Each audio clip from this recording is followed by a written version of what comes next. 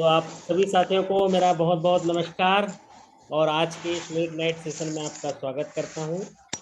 आशा करता हूं कि आप अपना सेहत का काफ़ी ख्याल रख रहे होंगे और साथ ही साथ बहुत सारा रिलैक्स भी कर रहे होंगे, क्योंकि बहुत सारे साथियों का एग्जामिनेशन पिछले हफ्ते हुआ। अगर पिछले संडे की बात करें तो 7 बैंकों का प्रमोशन एग्जाम हुआ।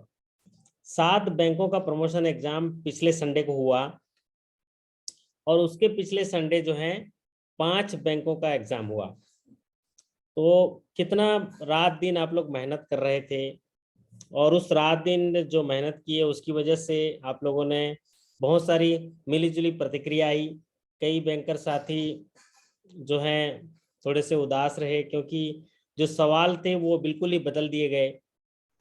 इंटरनल से ज़्यादा सवाल पूछे गए, 70% तक इंटरनल से, 30% जो है जनरल बैंकिंग से। कई बैंक उनमें से ऐसे हैं जिनमें जनरल बैंकिंग के एक भी सवाल नहीं। एक bank central bank of India ऐसा है जिसमें ना प्रायोरिटी सेक्टर से कोई क्वेश्चन हुआ, न ही आपका जो गवर्नमेंट बिजनेस से कोई सवाल हुआ, गवर्नमेंट स्पॉन्सर स्कीम से कोई सवाल हुआ। पूरा पूरा जो है इंटरनल पॉलिसीज पे सवाल पूछे गए। वहीं बड़ौदा यूपी बैंक के जो साथी हैं उनका भी मिली जुली प्रतिक्रिया रही कि ज़्यादातर सवाल जो हैं उनको इंटरनल से पूछा गया। तो बड़ौदा यूपी बैंक के जो साथी हैं जिनका एग्ज़ाम पिछले संडे के और पिछले संडे हुआ था, मतलब अभी 23 तारीख को नहीं 16 तारीख को हुआ था, उन साथियों का रिकॉल क्वेश्चन तो आ चुका है। उनका कल डिस्कशन करेंगे। आज थोड़ा समय कम था इसलिए मैं आसाम ग्रामीण बैंक विकास बैंक का जो रिकॉल क्वेश्चन चर्चा करेंगे। और अभी थोड़ा बहुत सारे बैंकों के सवाल आए हैं, तो समझ लीजिए कि अगर 15 दिन भी लगातार सेशन करेंगे तो भी कम पड़ेगा, है ना अमित जी? अमित जी थोड़ा उदास लग रहे हैं, सर हमारे बैंक का तो कर ही नहीं रहे हो। तो करेंगे। तो सभी साथियों को एक बार फिर से स्वागत करता हूं और जरा बता दीजिए कि मेरा ऑडियो जो है आप तक पहुंच रहा है। ऑडियो क्वालिटी पहुंच रहा है तो चैट बॉक्स में बता दीजिए। आनंद मिश्रा जी जुड़े हुए हैं, बहुत बहुत बधाई हो आपको, आपका रिजल्ट आया, आपने मैसेज दिया कि बहुत सारे साथियों का जो है प्रमोशन जो है वो हो गया है, ऐसा बता रहे हैं। पंजाब नेशनल बैंक के साथियों का जो है क्वालिफाई कर गए हैं रिटर्न एग्जाम में। तो शशांक जी जरा कंफर्म कर दीजिए, जरा ऑडियो वीडियो सही है? सर आ तो रही है लेकिन थोड़ा सा डिस्टरबेंस हो रहा है सर बीच में बाबर। अच्छा, अभी मेरी आवाज पहुंच रही है? अभी बढ़िया पहुंच रही है? अभी क्लियर है फिर लेकिन थोड़ा सा बीच में अभी वेरिएंस हो जाता है। अच्छा, एनईएफटी मोड में था, अब इसको आरटीजीएस कर दें। आरटीजीएस हाँ कर जी दें, बिल्कुल सर, बिल्कुल आईएमपीएस और फास्ट होगा सर। आईएमपीएस कर दें, है ना? तो जी सर। आईएमपीएस मोड में चेंज हो गया, शायद आपकी आवाज़ बराबर टाइम में पहुंच रही है। मेरी भी आवाज़ आशा करता हूं कि आप तक पहुंच रही होगी। तो आज कुछ कम सवाल चर्चा करेंगे, लेकिन जो है 20 सवाल तो जरूर चर्चा करेंगे हम लोग जो अभी ग्रामीण बैंक में आए थे। और ऐसे जैसे मैंने बताया कि 12 बैंकों के सवाल आए हैं, अलग अलग कैटेगरी के सवाल आए, तो उन पर भी चर्चा करेंगे। तो पहला सवाल आज स्क्रीन पर लेने वाला हूँ, वो है सवाल आसाम ग्रामीण विकास बैंक का। और इसके कम ही साथी हमारे पास जुड़े थे, लेकिन जो भी साथी जुड़े थे उन्होंने सवाल साझा किया है। फिर उस सवालों पे हम लोग चर्चा करेंगे, और भी जो बैंक के साथी, जो बैंकर साथी हमारे यहाँ टाइप कर रहे हैं, उनके भी सवालों की चर्चा होंगे। पहला सवाल आपके स्क्रीन पर, what is the limitation period of demand promissory note? Demand promissory note का लिमिटेशन पीरियड कितना होता है? एक डिमांड प्रोमिसरी नोट एक वचन पत्र होता है, एक निगोशिएबल इंस्ट्रूमेंट होता है। जो अदाकर्ता जो है एक वचन देता है कि मैं इतने रुपए अदा करने का वचन देता हूँ, तो ये निगोशिएबल इंस्ट्रूमेंट होता है। और इस डिमांड प्रोमिसरी का एक लिमिटेशन पीरियड होता है। अगर उस अवधि में वो राशि चुकता नहीं की जाती है तो इसमें कोर्ट में दावा दायर किया जा सकता है। तो आप लोग जरा कमेंट सेक्शन में इसका आंसर भी टाइप करते जाइए, क्योंकि ये बहुत ही पॉपुलर क्वेश्चन है और यही सवाल जो है मैक्सिमम बैंकों में पूछा जाता है। डिमांड प्रोमिसरी नोट का उपयोग ऐसे जगह किया जाता है जहां पर एक जो पार्टी है वो वचन देता है कि मैं सामने पक्षकार को इतना रुपए देने का वचन करता हूं। इतने रेट ऑफ इंटरेस्ट से ये, जैसे डिमांड लोन लेते हैं तो आप डिमांड प्रोमिसरी नोट लगाते हैं, है ना। तो ऐसे जो डीपी नोट हैं, इनका जो लिमिटेशन पीरियड होता है वो कितना होता है, वो 3 years from the demand promissory note. जिस तारीख को डिमांड प्रोमिसरी नोट लिखी गई है उससे 3 साल तक। इसीलिए क्या करना होता है, इनको 3 साल में रिन्यूअल करना होता है ना। 3 year from the date of demand promissory note. बहुत बढ़िया।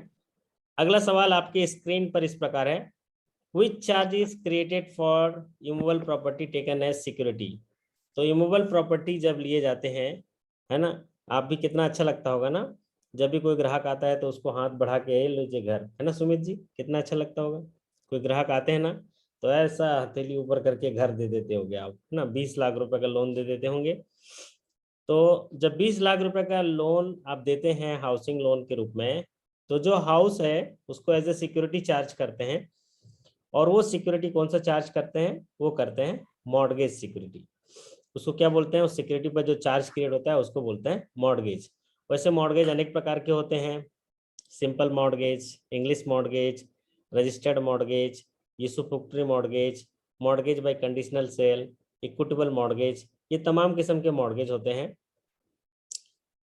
लेकिन ज्यादातर जो हमारे साथी हैं वो इक्विटेबल मॉर्गेज करते हैं, जिसको बोलते हैं हमने आपको लोन दिया घर के लिए, तो घर की जो प्रॉपर्टी की पेपर है रजिस्ट्री के बाद हमारे पास रख दीजिएगा, तो just deposit of title deed, उसको बोलते हैं इक्विटेबल मॉर्गेज। लेकिन यहाँ पर इस सवाल के हिसाब से उसका आंसर था मॉर्गेज, क्योंकि चार्ज पूछा गया था इमूवेबल प्रॉपर्टी में क्या चार्ज है, तो यहाँ पर मॉर्गेज होगा।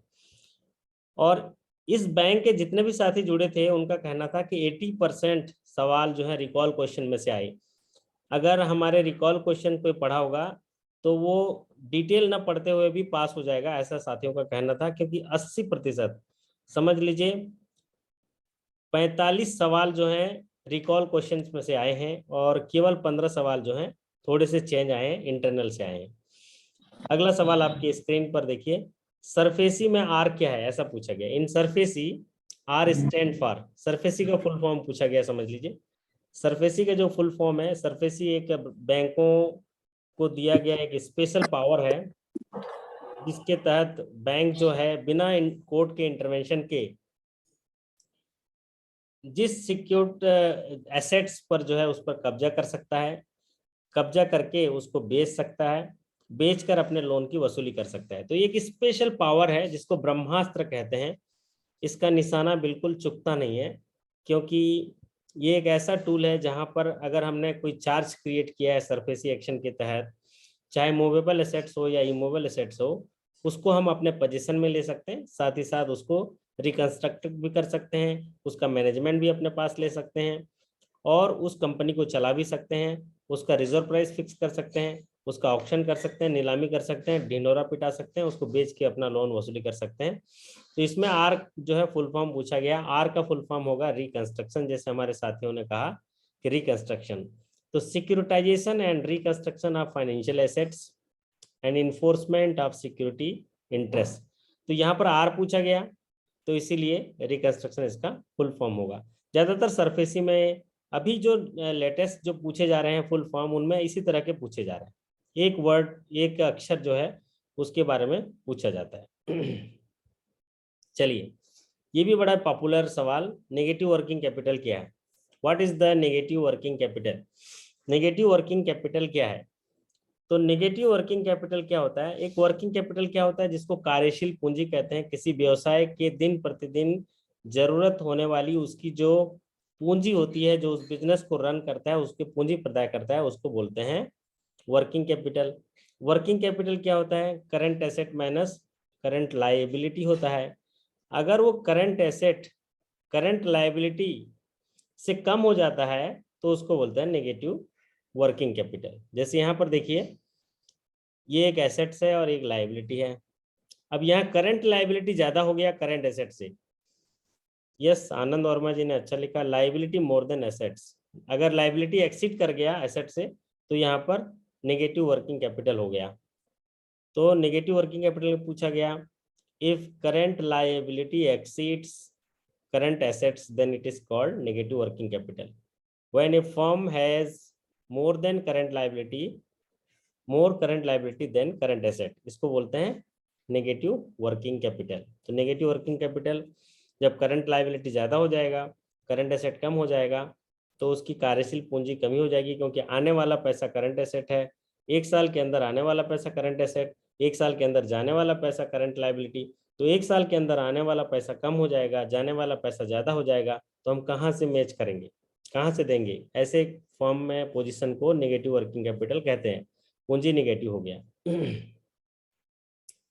चलिए अब बात करते हैं सवाल number 5, which among the following falls under agriculture machinery credit, निम्नलिखित में से कौन सी एक्टिविटी के लिए जो लोन दिया जाता है वो एग्रीकल्चर मशीनरी क्रेडिट के तहत कहलाएगा? किसान credit card, loan against warehouse receipt, tractor harvester loan, seed production, ये ऑप्शन दिया हुआ है।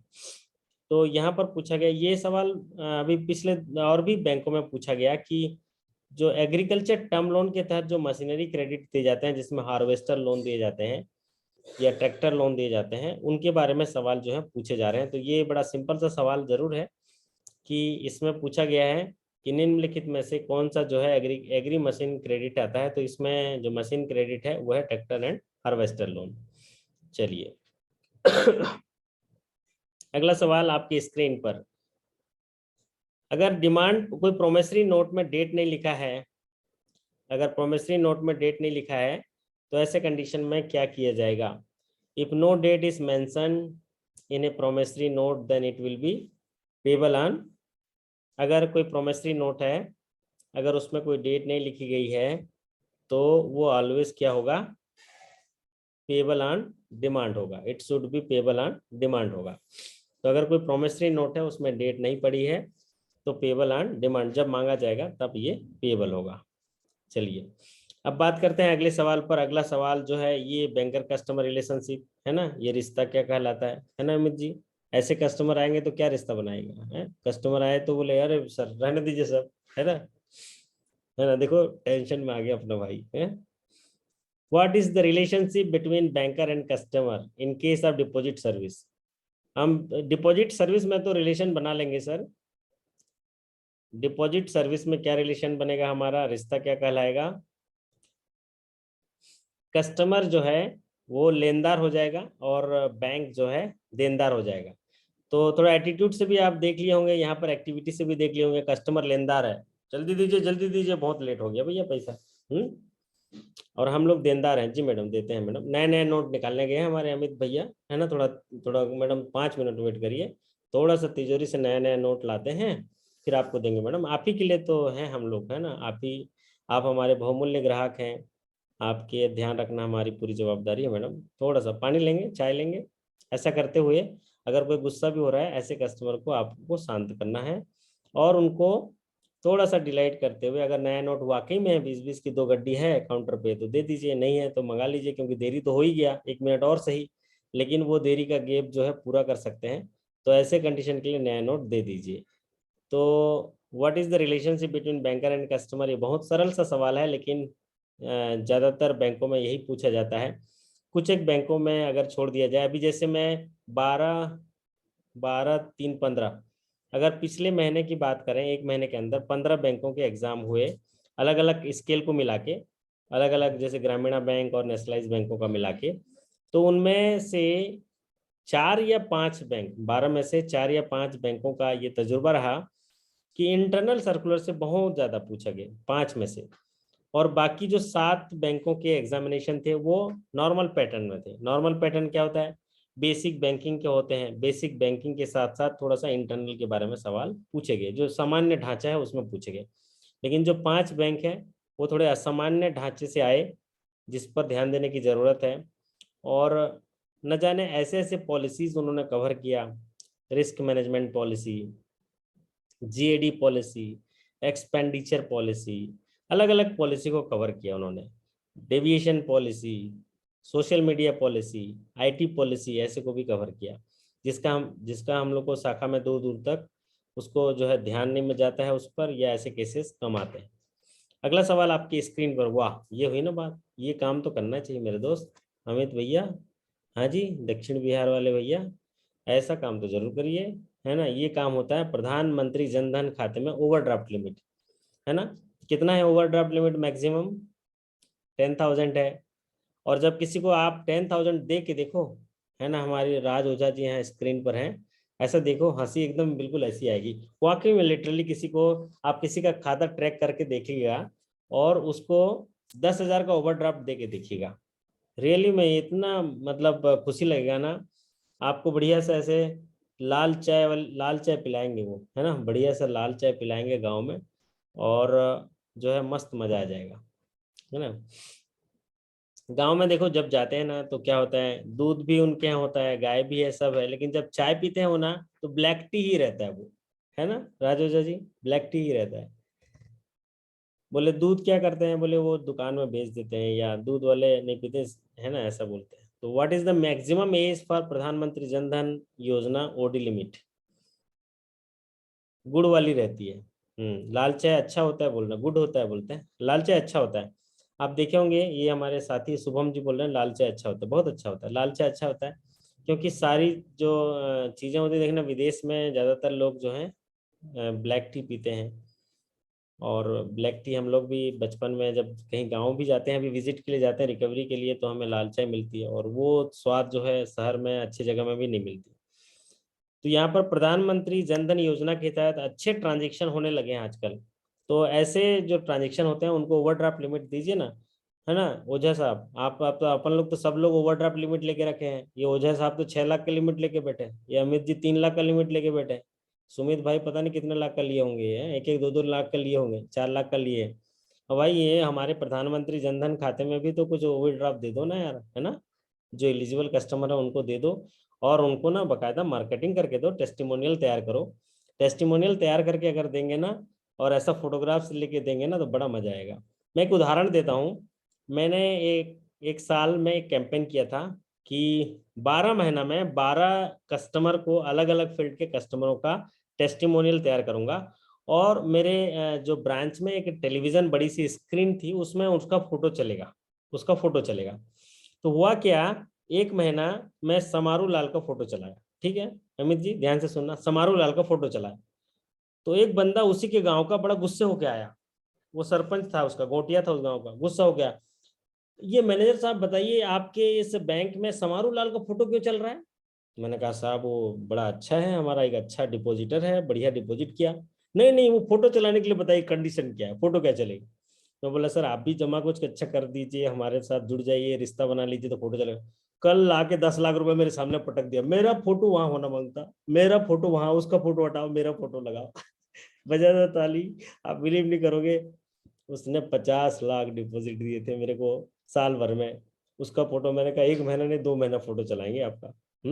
तो उसका फोटो चला स्क्रीन में, उसको कुछ पुरस्कार वगैरह भी हमने दिए। तो ऐसे भी होते हैं कस्टमर का।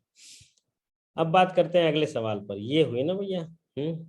अगली बार जब खेती किसानी का लोन देने जाएंगे ना सुमित भैया, तो ऐसे खेत में जरा कीचड़ होके आना, जरा, है ना, कीचड़ होके जाना, वहीं से सेल्फी भेजना मुझे।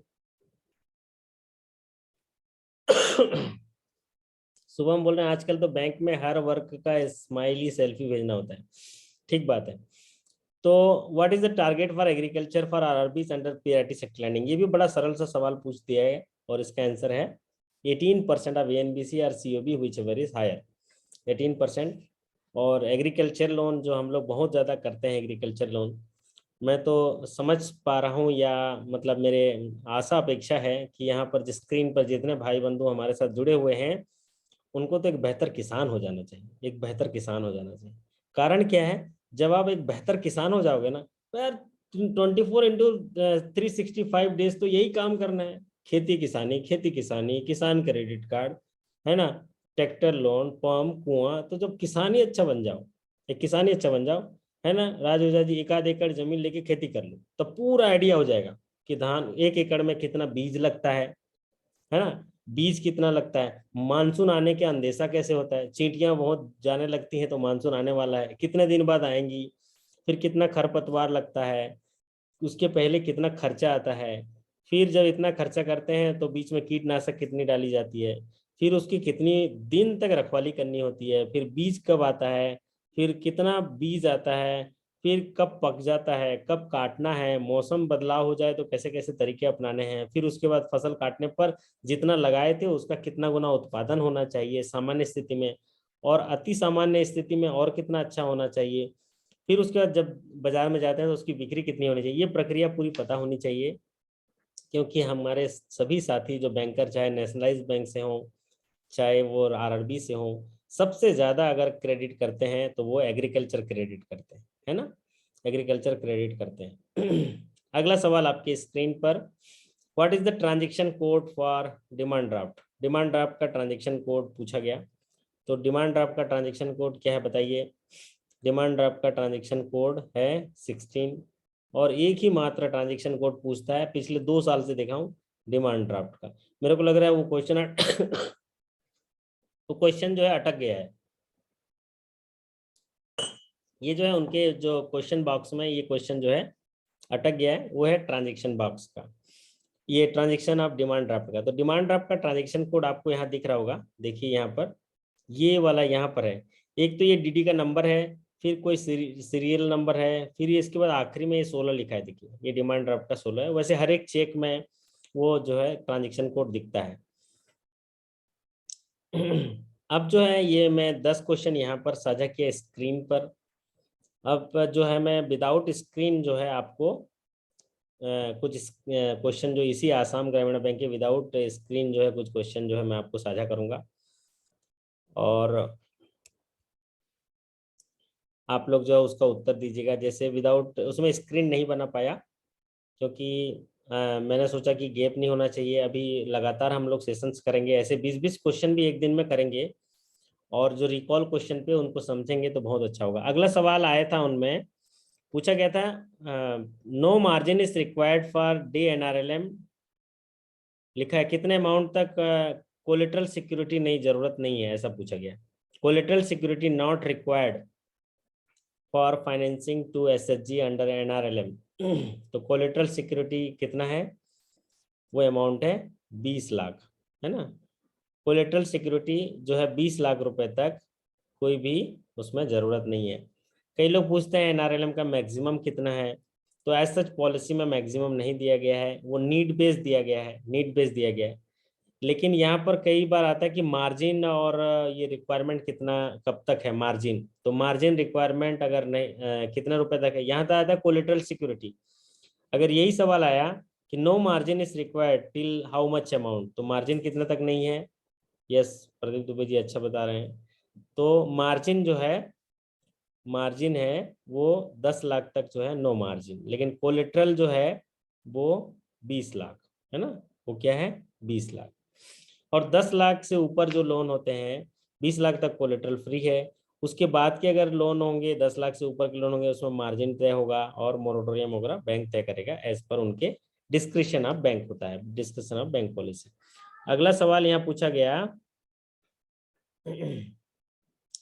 Housing loan sanction, what is the housing loan sanctioning power of scale 4 officer in Assam ग्रामीण विकास बैंक। तो आप लोग क्वेश्चन को नोट कर लीजिए। यहाँ पर पूछा गया कि आसाम ग्रामीण विकास बैंक में जो स्केल 4 कैटेगरी के जो अधिकारी हैं उनका सैंक्शनिंग पावर क्या है हाउसिंग लोन के केस में। तो आप अपने अपने बैंक का ये लिख लीजिएगा, हो सकता है आपके बैंक में भी ये सवाल आ जाएगा। तो housing loan sanction of scale 4 officer in Assam ग्रामीण बैंक, जो है आसाम ग्रामीण विकास बैंक, ये जो है पूछा गया है। अगला सवाल पूछा गया है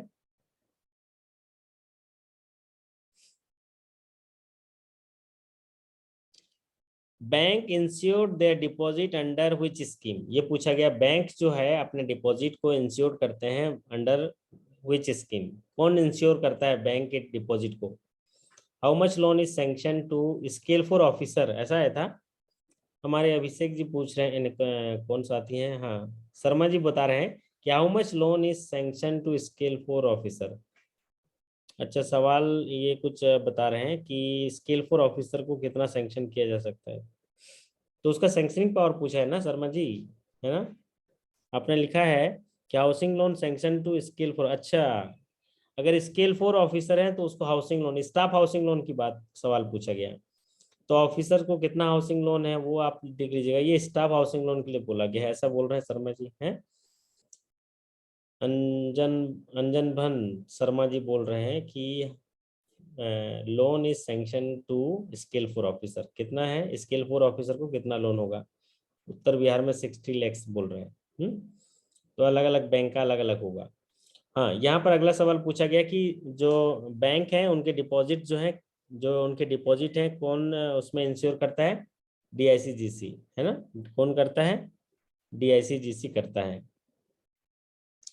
और जो जो DICGC करता है वो कितना रुपए तक मैक्सिमम लोन जो है, सॉरी डिपॉजिट जो है वो आपका सिक्योर करता है? DICGC जो है,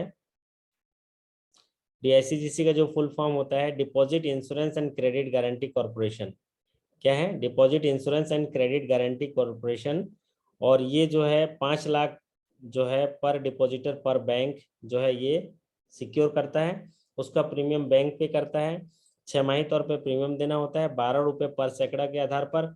और अगर कोई क्लेम दिए तो उसको 2 महीने में सेटल करना होता है। अगला सवाल इनसे पूछा गया,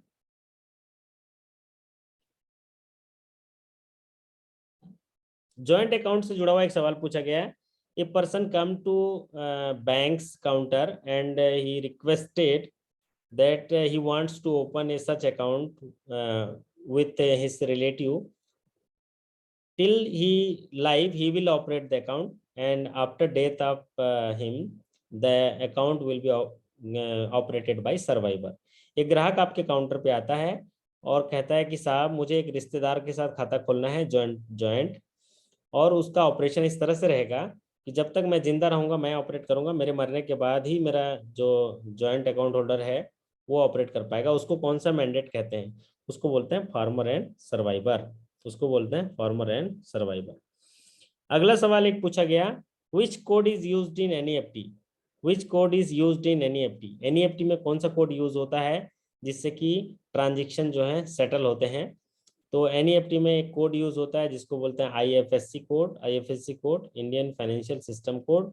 और ये IFSC कोड जो है यूज होता है NEFT और RTGS में। और इस कोड में कितने डिजिट होते हैं वो लिख के बता दीजिए। IFSC कोड में 11 डिजिट होते हैं। बहुत बढ़िया।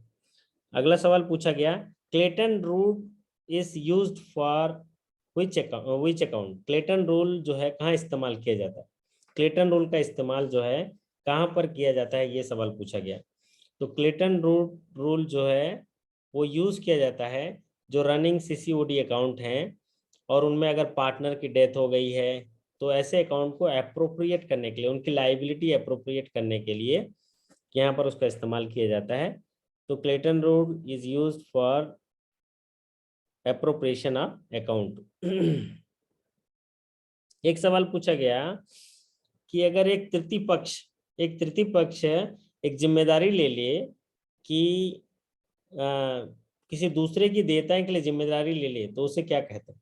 है ना, गारंटर कहते हैं। If third party takes the, एक third party take the surety of to repayment of the loan given to the borrower is called guarantor, या गारंटी कहते हैं। एक थर्ड पार्टी अगर ये अंडरटेकिंग ले लेता है कि मैं अगर ये नहीं पटाए तो इसका पैसा मैं पटाऊंगा, तो ऐसे जो सियोरिटी है उसको क्या कहते हैं? गारंटी कहते हैं। और एक सवाल पूछा गया था, SARFAESI action can be initiated if outstanding balance is how much? SARFAESI action जो है चलाया जा सकता है अगर उसका आउटस्टैंडिंग बैलेंस कितना होगा? तो आउटस्टैंडिंग बैलेंस विल बी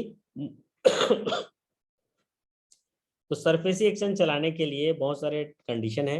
एक तो है कि उसका आउटस्टैंडिंग 1 लाख से ज़्यादा होना चाहिए, उसमें सिक्योर्ड एसेट होना चाहिए, मॉर्गेज प्रॉपर्टी होना चाहिए, या उसका जो सैंक्शन लिमिट है उसका 20% से ज़्यादा बकाया होना चाहिए, और उसमें NPA होना चाहिए। ये कंडीशन है। तो यहाँ पर सवाल पूछा गया था आउटस्टैंडिंग किससे ज़्यादा होना चाहिए? तो मोर देन 1 लाख होना चाहिए, मोर देन 1 लाख होना चाहिए। अब एक पूछा गया, ECLGS का फुल फॉर्म क्या है? ECLGS का फुल फॉर्म क्या है? ECLGS का फुल फॉर्म पूछा गया। तो ये भी काफी सरल है, लेकिन कई बार गलतियां भी हो जाती हैं। जो अभी कोविड आया था देश में, तो उससे जुड़ा हुआ ये सवाल था, ECLGS, emergency credit line guarantee scheme. तो जो इमरजेंसी आई थी, जो पूरी इकोनॉमी पे बहुत सारे दिक्कतें आई थी, जिसकी वजह से फैक्ट्री और सारे जो स्टोर्स बंद हो गए थे, तो ऐसे जो उद्योग धंधे हैं उनको मदद करने के लिए एक नई स्कीम लाई गई थी, जिसमें उनके जो आउटस्टैंडिंग थे, जिस समय से लॉकडाउन लगे थे, उनमें से जो आउटस्टैंडिंग था एक्सपोजर, आउटस्टैंडिंग एक्सपोजर था, उसके आधार पर उनको जो है अलग अलग योजनाओं के तहत ट्रांच में इमरजेंसी 0, ECLGS 1.0, 2.0, 3.0, 4.0 के आधार पर उनको जो है वो लोन प्रोवाइड किया गया। और ये इसका फुल फॉर्म है emergency credit line guarantee scheme, जिसकी पूरी गारंटी जो है गवर्नमेंट लेती है। इसमें कैपिटल रखने की जरूरत नहीं है, पूरी गारंटी गवर्नमेंट लेती है। और जो है इसमें लोन प्रदाय किया गया था। एक तरह का ऑटोमेटिक लोन था।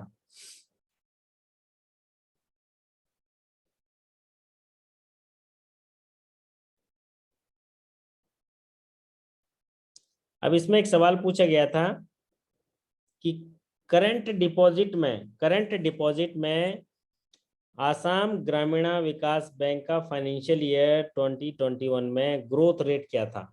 बताइए, ये तो एकदम से अनोखा सवाल पूछ दिया। करंट डिपॉजिट में पूछा। अब सोचो, हम लोग ज्यादातर क्या पढ़ते हैं? Total deposit, total advances, CASA पढ़ लेते हैं, है ना? टोटल एडवांसेस पढ़ लेते हैं, CRAR पढ़ लेते हैं। यहाँ पर क्या सवाल पूछ दिया? Current deposit. तो शर्मा जी आप बताइए, करंट डिपॉजिट पूछा था कि कासा पूछा था?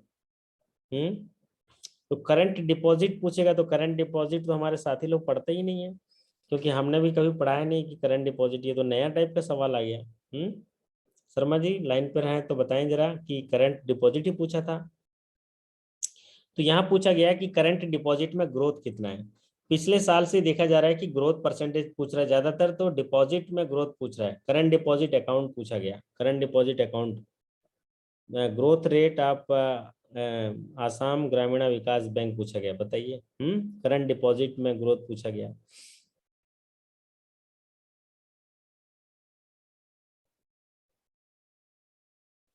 और एक सवाल पूछा गया, payment of fix deposit receipt can be made in case up to which amount? कितने रुपए तक के FDR का पेमेंट जो है वो कैश में किया जाता है? ये सवाल पूछा गया। तो आदित्य मेहता जी बहुत बढ़िया, सबसे पहले जवाब, हाजिर जवाबी बोलते हैं इसको, है। मतलब समझ लो उन्होंने ना 1 सेकंड नहीं लगाया, है ना। तो ऐसे कई सवाल होंगे, 20 सवाल, जिसको तो आप 2-2 सेकंड में लगा लेंगे। तो जैसे ही ये 20 सवाल हमारे साथी ने याद करके भेजा है, वैसे और साथियों ने भी एक और सवाल भेजा है। सवाल तो बहुत आगे हैं, लेकिन धीरे धीरे हम लोग चर्चा करेंगे। आज के सेशन में जितने भी सवाल हम लोग चर्चा किए उनको काउंट करेंगे, तो आपका 1 2 3 4 5 6 7 8 9 10 11 12 13 14 15 16 17 18 19 20 22 सवाल। 22 सवाल आज के सेशन में चर्चा किए हैं, इसको नोट करके रखिएगा। फिर हम लोग अगले सेशंस में, जैसे कल हम लोग बड़ौदा यूपी ग्रामीण बैंक के साथियों का सवाल जो है 55 सवाल है मेरे पास, तो 55 सवाल कोशिश करेंगे कि कल एक शॉट में, थोड़ा ज़्यादा लंबा सेशन लेके थोड़ा कल जल्दी आ जाएंगे। और क्योंकि परसों जो है 15 अगस्त है, 56 है बोल रहे हैं प्रदीप जी, एक बार और दोबारा भेज दीजिएगा 56 सवाल को। तो हम लोग कल जो है ये 56 सवाल जो है बड़ौदा यूपी बैंक के कर लेंगे, 26 जनवरी से पहले कर लेंगे। मतलब कल 25 जनवरी है ना, है ना? तो 25 जनवरी है, तो कल हम लोग बड़ौदा, सर 26 जनवरी है। 26 जनवरी कब है? तो ज़्यादा नहीं, जल्दी जल्दी बैठेंगे ना, जल्दी बैठेंगे हम लोग, थोड़े से 10 बजे इससे पहले बैठ जाएंगे। फिर जो है कल हम लोग सवाल कर लेंगे, देखते हैं कितने सवाल कर लेते हैं। तो चलिए आज के सेशंस में इतना ही। पूरी तरह से जो है हम लोग मेंटली जो है रिलैक्स हैं, क्योंकि बहुत सारे साथियों का एग्ज़ाम हो गया और मैक्सिमम तरह से एग्ज़ाम हो गया। लेकिन रिलैक्स रहते हुए भी साथ ही साथ, जैसे कि आज मैंने कहा कि एक माली क्या करता है, रोज़ पौधों में क्या है, वो पानी डालते रहता है। तो माली रोज़ पौधों को पानी देता है, और फल जो है मौसम के हिसाब से आते हैं। ठीक उसी प्रकार एक बैंकर साथी या एक मनुष्य को मेहनत रोज करनी चाहिए, परिणाम उसके समय पर आएंगे, है ना राजूजा जी? परिणाम अपने समय पर आएंगे ना। आपने तो मेहनत करके एकदम बुक कर दिया, है ना। तो परिणाम अपने समय पर ही आएंगे। और कई साथियों के परिणाम आने भी लगे हैं, कई साथियों के रिजल्ट्स भी आने लगे हैं। और आप यकीन मानिए वो दिन दूर नहीं, पता भी नहीं चलेगा। आप बोलेंगे कि सर मैं पास हो गया है, राज ओझा जी का फोन आया, सर पास हो गया, आइए है, मैं कुछ लेके आता हूँ, मैं चखना लेके आता हूँ, आप कुछ और लेके आओ। तो ऐसा भी बोलेंगे। तो ये सब चीज़ें, जिंदगी चलता रहता है, लेकिन आपको मेहनत रोज करनी है, रोज सीखना है। और ये सारे क्वेश्चंस हो जाएंगे। अभी बीच बीच में हम लोग CRGB, जो छत्तीसगढ़ राज्य ग्रामीण बैंक है, उनके इंटरनल सर्कुलर के लिए भी चर्चा करेंगे। और भी जो बैंकों के प्रमोशन एग्जाम आने वाले हैं उनके लिए भी तैयारी करेंगे। तो कोई साथी कुछ बात कहना चाहता है? सुमित जी हैं छत्तीसगढ़िया, सबले बढ़िया। बताइए क्या हाल बा? मैंने एक जो है गिव अवे किया है, वो जो है यूट्यूब पे, उसमें भाग लीजिए। 200 कमेंट मांगा है, अभी केवल 70 कमेंट हुआ है। जाके एक आध तो कमेंट कर दीजिए, तो 200 कमेंट हो जाएगा। मैं तो चाह रहा था कि 26 जनवरी को 200 कमेंट हो जाए कल। तो 50 लोग तो अभी जुड़े हुए हैं, तो 50 लोग यूट्यूब पे जाके उस वीडियो के नीचे कमेंट कर दीजिएगा। कमेंट कुछ नहीं समझ में आया तो अपना नाम ही लिख दीजिएगा, सुमित श्रीवास्तव की जय हो, ऐसा लिख दीजिएगा, है ना। कमेंट ही में गिना जाएगा, वो तो रोबोट है, उसको क्या मतलब, है ना। मान लीजिए क्या होता है, वास्तव लोग में सही शर्माते हैं ना, बात ये है। जैसे सुमित शर्माता है कि हम क्यों तारीफ करें भैया, हैं सर पढ़ा रहे हैं, पढ़ा रहे हैं, हम पढ़ रहे हैं, हम पढ़ रहे हैं, तारीफ काहे करें। तो लिख दो भैया, अपना ही तारीफ कर दे भाई, मैं अच्छा मुस्कुराता हूँ, ऐसे लिख दो। तो उसको पूरा करेंगे। 200 कमेंट कर लो तो 26 जनवरी को रिजल्ट अनाउंस करना चाहता हूँ मैं। बट मैंने देखा आज, अभी जब ऑफिस से घर आया, थोड़ा लेट आया आज, तो उसमें क्या है, प्रमोद लिखते हैं 100% जो साथी आपका वीडियो या मॉक टेस्ट किया होगा उसका रिजल्ट 100% रिजल्ट होगा। बहुत बढ़िया प्रमोद जी, आपकी हौसला अफजाई की है। और अभी थोड़ा सा एग्जाम का पैटर्न बदल रहा है, तो जब एग्जाम का पैटर्न बदल रहा है तो हम लोग तैयारी करने का पैटर्न भी बदलेंगे। क्योंकि मैं ऐसे भी देखा हूँ कई बैंकर साथी जहाँ पर IT पॉलिसी से जुड़ा हुआ सवाल आया था, और आप बिलीव नहीं करेंगे, जो सवाल आया था उस IT पॉलिसी का इम्प्लीमेंटेशन नहीं हुआ है उनके पास। लेकिन कैसे, जैसे उदाहरण के तौर पे इंटरनेट बैंकिंग नहीं है उनके पास, लेकिन सवाल इंटरनेट बैंकिंग से जुड़ा हुआ आया था। अब ऐसे भी सवाल हैं, मतलब उनके इंटरनेट बैंकिंग, मोबाइल बैंकिंग उनके यहाँ सॉफ्टवेयर नहीं है, लेकिन एग्जाम में इंटरनेट बैंकिंग का सवाल आया था। तो आपकी तैयारी अच्छी चले, इसके लिए मैं आपको शुभकामनाएं करता हूँ। और कुछ कहना चाहेंगे सुमित भैया? हैं, इन्हीं का नाम आता है जवाब पे, है, इनसे पार्टी लेनी पड़ेगी। हाँ भैया बताइए। जल्दी ले लो सर। हैं, जल्दी सब ले लें। बोला शशांक देगा सर। अच्छा देंगे सर, हाँ हाँ, अमित जी बोलिए। कितना फिरना देंगे ये? सर बोलना था। नमस्ते सर। नमस्ते। सर बोलना था कि एक क्वेश्चन है, अटेंडेंस रजिस्टर कितने साल तक रखना है? अच्छा, वैसे तो रख लो। पॉलिसी अलग अलग यस सर। बैंकों का अलग अलग है, लेकिन 7 साल है, शायद 7 साल तक रखना होता है। नहीं सर, हमारे सर्कुलर में 5 साल है सर। कौन सा बैंक है आपका? DBG दक्षिण बिहार ग्रामीण बैंक सर। दक्षिण बिहार में। बताइए, ये नया साइट यस सर, सवाल दे दिया आपने, रजिस्टर कितना साल रखना एकदम है? नया था सर। एकदम नया था ना। हाँ, बिल्कुल सर। तो वो अटेंडेंस रजिस्टर है, तो 5 साल तक ऐसे पॉलिसी देख ली है आपने?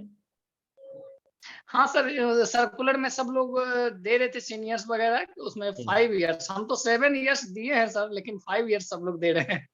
अच्छा, लेकिन देखो अलग अलग बैंकों में अलग अलग होता है। जैसे छत्तीसगढ़ राज्य ग्रामीण बैंक यस। में 15 साल का होता है, आपका उत्तर बिहार ग्रामीण बैंक में 12 साल होता है ना।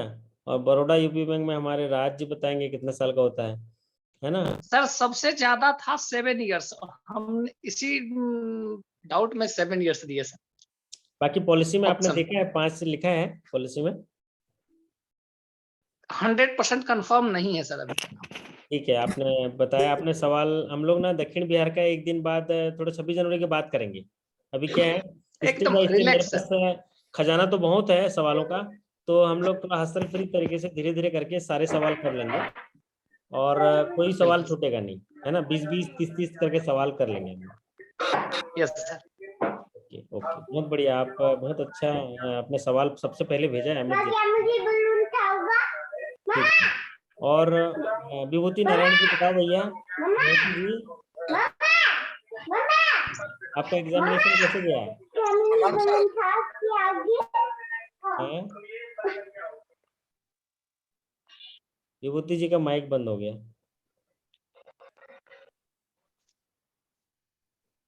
आपकी आवाज नहीं आ रही विभूति जी। हाँ हमारी सर। हाँ आ रही। हाँ, प्रणाम सर। मोटे लग गए एक दिन, अभी तो एग्जाम एक दिन हुआ है, ऐसे मोटे दिख रहे हो। आज खूब जमा के खा लिए लग रहा है। अरे सर नहीं, इतना मोटे नहीं है, नजदीक है इसलिए लग रहा था। अच्छा ठीक। एग्जाम सर अच्छा गया है सर। हाँ हाँ बिल्कुल अच्छा गया सर। और क्वेश्चंस भी सर कुछ आईबीपीएस थोड़ा सा अपना टर्न बदला है सर। वैसे जो डायरेक्ट क्वेश्चन आते थे उसमें थोड़ा सा तोड़ मरोड़ करके दे रहा है, घुमा फिरा करके। क्वेश्चन सर सिंपल है लेकिन उसको ऐसा घुमा दे रहा है ना कि थोड़ा सा कंफ्यूजन टाइप का कर दे रहा है। तो आपका तो 15 क्वेश्चन तो मेनू के ऊपर आया था, 15 क्वेश्चन मेनू के 10 ऊपर आया क्वेश्चन था थे सर। कि 10 ओटीएस क्वेश्चन थे। ओटीएस करते हैं तो उसका मेनू क्या है, डे एंड करते हैं तो उसका मेनू क्या है, ये हाँ सब सर पूछे हाँ। ना। हाँ चलो। 10 क्वेश्चन मेनू से थे। तो ये आप ही के बैंक में ज्यादा चीजें मेनू के बारे में पूछता है आपके उसके लिए, बाकी बैंकों में ऐसा नहीं पूछता है, लेकिन हाँ क्या सर करें वहाँ पीएनबी में पूछता ही है। है सर। चलिए, तो आप कॉन्फिडेंट हो ना, आपको अच्छा लग रहा है परीक्षा देके तैयारी करके? हाँ सर हाँ हाँ बिल्कुल बिल्कुल। ठीक है, एग्जाम हो जाने के बाद भी छोड़ना नहीं, साथ में हमारे और भी साथी पढ़ते रहेंगे तो आप भी पढ़ना चाहिए ना। और हाँ ये बिल्कुल राज बिल्कुल सर ओझा, एकदम ये तो। पढ़ने के बहाने आ जाना, नहीं तो राज ओझा जी से मिलने के बहाने आ जाना, लेकिन पढ़ते रहना, ठीक है? बिल्कुल सर बिल्कुल, अब पढ़ाई जब तो सर स्टडी तो यहाँ जारी मिलने रहेगी सर। आओगे तो 10-10 सवाल तो मैं इंजेक्शन के तौर पे डेली दे दूंगा, तो आप एक दिन महारथी हो जाओगे सवालों के, है ना? हाँ, हाँ, बिल्कुल सर आपका आशीर्वाद रहेगा तो हो ही जाएगा ना। चलो बहुत बढ़िया। तो थोड़ा विदा लेते हैं आपसे, 11:30 से ऊपर हो चुका है, आप लोगों से विदा लेते हैं बहुत सारी शुभकामनाओं के साथ। हमारे शुभम जी भी हैं, बढ़िया है ना, एकदम हरे भरे दिख रहे हैं। जी सर। ओके, बहुत बढ़िया। कहाँ से शुभम जी? सर छत्तीसगढ़ राज्य ग्रामीण बैंक से सर। अच्छा, छत्तीसगढ़िया, सबले बढ़िया, सब छत्तीसगढ़ में है ना? मैं जी छत्तीसगढ़ सर आ रहा अभी हूँ। रायगढ़ में है मैं सर। जब छत्तीसगढ़ आऊंगा तो आप लोग आ जाना एक दिन में ना, आप लोगों को एक क्रैश कोर्स दे दूंगा, ठीक है? आपके एग्जाम से जी पहले जी एक दिन सर। आऊंगा, तो एक दिन सब लोगों को खबर कर दूंगा, तो आप लोग एक जगह इकट्ठा हो जाना, तो जी मैं आप लोगों को दे दूंगा। पिछली बार गया था तो मैंने दिया था, तो जी सर। एक दिन जो है बहुत अच्छा रहेगा, ठीक है? जी सर 27 फरवरी के पहले आइएगा सर। हाँ आएंगे, फरवरी में एग्जाम से पहले, मतलब 10 से 12 वाले में आ जाएंगे, ताकि एक आध जो सेकंड सैटरडे छुट्टी होता है ना, रायगढ़ वायगढ़ से कहीं भी लोकल ट्रेन में भाग भूगी के आ जाना, ठीक है? जी सर। सर बिलासपुर आ जाएंगे, बिलासपुर नोडल बीच में पड़ता है सर, नोडल सेंटर। तो अच्छा। रायगढ़ वाले बिलासपुर आ जाएंगे और इधर से भी सब आ जाएंगे ये बिलासपुर। अलीगढ़ वाला बात मत करो शशांक। तो वो नेता नेता है ना, नेता आदमी है, तो बहुमत जिधर रहेगा उधर आएंगे, बहुमत है ना, भाई सिंपली में इधर सांसद। अंबिकापुर वाले कहाँ जाएंगे? हाँ ये देखो, नहीं ये अंबिकापुर वाले बोल रहे हैं ना, तो अल्फाबेटिकली ठीक होगा इनका। वैसे जहां मैं जाऊंगा मैं आपको जगह बता दूंगा, आप लोग इकट्ठा हो जाएंगे तो बहुत अच्छा होगा, 10 लोग भी इकट्ठा हो जाएंगे तो बहुत शानदार हो जाएगा, जबरदस्त होगा। 10 तो रायपुर में ही होंगे सर। बहुत बढ़िया। तो साथ में सबसे बड़ी बात है कि एक तो ज्ञान मिलेगा ही मिलेगा, साथ में हम लोग एक साथ बैठ के खाना वाना भी खा लेंगे। और जी सर।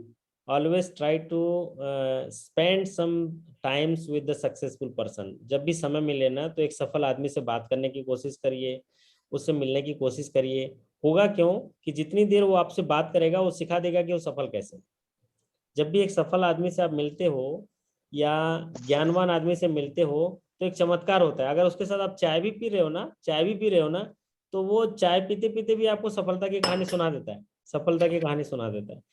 तो ठीक उसी तरह मैं भी मिलने की कोशिश करता हूँ आप लोगों से, क्योंकि आप लोग सब सफल और अपनी अपनी जगह में सफल रहते हो, तो मुझे कुछ सीखने मिल जाएगा, इसीलिए मैं इकट्ठा करूंगा आप लोग को, है ना? सर आपसे अभी सीखने की जरूरत है हमको। हाँ हाँ, जरूर जरूर सीखेंगे। तो इसी उद्देश्य के साथ हम लोग रोज मुलाकात करेंगे। बीच में 2 दिन थोड़ा ब्रेक हो गया था, तबीयत खराब थी मेरी, बोल नहीं पा रहा था। आज की स्थिति में मैं कह सकता हूँ मेरी तबीयत पूरी तरह ठीक है, बस आवाज जो है ट्यून होने में थोड़ा समय लगेगा, 1 दिन और लग सकता है, 2 दिन लग सकता है, आवाज आ जाएगी, लेकिन तबीयत पूरी तरह से जबरदस्त है ना राज ओझा जी? शानदार लग रहा है ना? हाँ सर जबरदस्त दवा लग रहा है? लेते रहिएगा सर। बिल्कुल बिल्कुल, थैंक यू, है सर ना? अभी मौसम ही एकदम ऐसा है सर, लगभग वो तबीयत बुजुर्गों में आ जाए। बुजुर्गों ने एक ही बात सिखाई है, नया दर्द ही पुराने दर्द की दवाई है।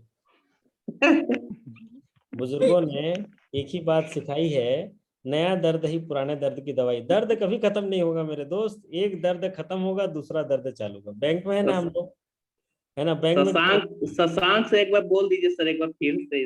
हाँ, मतलब डाटा क्लीनिंग करने के बुजुर्गों ने लिए एक ही बात सिखाई है, नया दर्द ही पुराने दर्द की दवाई है। जब कोई नया दर्द आ जाता है ना तो पुराना, हाँ पुराना वाला चला गया। और बैंकर के शुभम साथ भाई। तो पूरा रिटायरमेंट तक आप देखे होंगे कि जब रोज खिलखिला के हंस लेते हैं तो दिल को करार मिलता है, वरना जीवन में कहाँ प्यार मिलता है। अजीब इम्तहानों का दौर है एक बैंकर की जिंदगी, क्योंकि एक जख्म भरता नहीं कि दूसरा तैयार मिलता है। शानदार सर। एकदम एकदम। तो क्या एक बात है। जख्म भरेगा एकदम नहीं, सही अगर बोले क्लोजिंग सर। हुआ तो उसके बाद ट्रांसफर हो जाएगा, एक नया जख्म आ जाएगा। ट्रांसफर हो गया तो कासा कुछ नया आ जाएगा, फिर रिव्यू कुछ ना कुछ नया आएगा, फिर ऑडिट आ जाएगा। तो इसलिए रोज शाम को मेरे साथ जब आते हैं तो थोड़ा खिलखिलाते रहिए, क्योंकि रोज खिलखिलाते हैं तो दिल को सुकून मिलता है, वरना इस जीवन में कहाँ प्यार मिलता है। अजीब इम्तहानों का दौर है एक बैंकर की जिंदगी, क्योंकि एक जख्म भरता नहीं कि दूसरा तैयार मिलता है। आपको क्या लग रहा है, एग्जाम खत्म होगा दूसरा क्या तैयार बात है? चलिए, शानदार। आपका सभी के हौसला अफजाई करता हूँ, आप सभी के अच्छे कार्य निष्पादन और सकुशलता और सफलता के लिए ढेर सारी शुभकामनाएं करते आपसे विदा लेता हूँ। छत्तीसगढ़ राज्य ग्रामीण बैंक के लिए बहुत सारे क्लासेस की तैयारी कर रहा हूँ, क्योंकि मैं जी इस जी बीच बहुत सारे बैंकों के एग्जाम थैंक यू हुए, सर। लेकिन सभी साथियों को बहुत सारा नहीं पढ़ा पाया, ड्यू टू टाइम कंजस्टेंस नहीं पढ़ा पाया। लेकिन अभी जो बैंक बचे गए हैं वो थोड़ा प्लस में रहेंगे, क्योंकि उनके लिए समय हमारे पास पर्याप्त है। तो उनके सारे सर्कुलर, इंटरनल सर्कुलर या जो भी नए सवाल चेंज हुए उनके बारे में हम लोग पढ़ पाएंगे।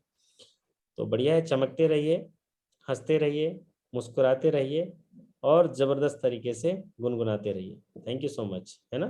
शुभ रात्रि sir. Good night sir. Good night sir. Sir. Okay.